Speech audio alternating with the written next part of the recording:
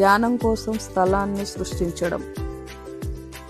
మీరు ఒక ప్రత్యేకమైన స్థలాన్ని, అది చిన్న ఆలయం కావచ్చు, ఇంట్లో ఒక మూల కావచ్చు, అక్కడ మీరు ప్రతిరోజు ధ్యానం చేసుకోవచ్చు.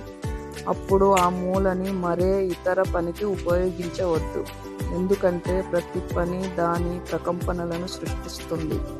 అందుకని ఆ మూలని కేవలం ధ్యానం కోసమే ఉపయోగించండి, ఇంకో పనికి ఉపయోగించకండి. అప్పుడు మూలన ఉన్న స్థలం మారుతుంది, అది ప్రతిరోజు మీకోసం ఎదురు చూస్తుంది. ఆ మూల మీకు ఉపయోగకరంగా మారుతుంది. ఆ పరిసరం ప్రత్యేకమైన ప్రకంపనని సృష్టిస్తుంది.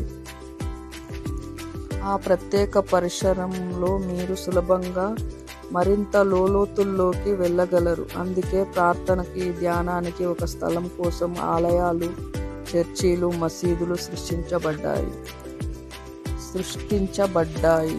మీరు ధ్యానం కోసం ఒక ప్రత్యేక సమయాన్ని కేటాయించుకోండి. అది కూడా మీకు చాలా ఉపయోగకరంగా ఉంటుంది. ఎందుకంటే మీ శరీరం, మనస్సు, యాంత్రికమైన చలనాలు ప్రతిరోజు ఒక ప్రత్యేక సమయంలో, మీరు భోజనం చేస్తే అదే సమయానికి ఆహారం కావాలని మీ శరీరం ఆరాటపడుతుంది. కొన్నిసార్లు దానిపైన మీరు ప్రయోగాలు చేయవచ్చు. మీరు 1 గంటకు భోజనం చేస్తే గడియారం 1 గంటన్నర చూపిస్తే అదే సమయానికి మీకు ఆకలి వేస్తుంది.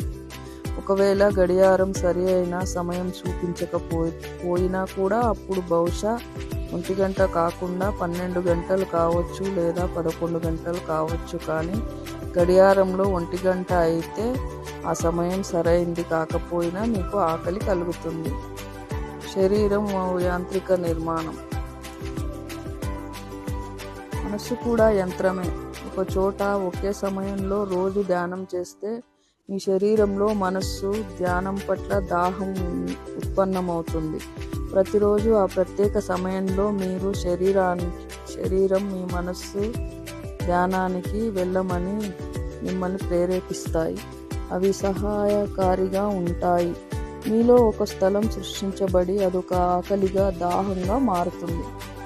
మొదట్లో ఇది చాలా బాగుంటుంది. ఎప్పుడైతే మీరు ఓ బిందువుగా వస్తారో, ఎక్కడైతే ధ్యానం అన్నది సహజంగా మారి మీరు ఎక్కడైనా, ఏ స్థలంలోనైనా ధ్యానం చేయగలిగితే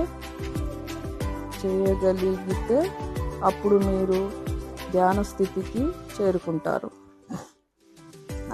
అలాంటి స్థితి వచ్చే వరకు శరీరానికి, మనస్సుకు సంబంధించిన ఈ యాంత్రిక వనరులను ఉపయోగించండి.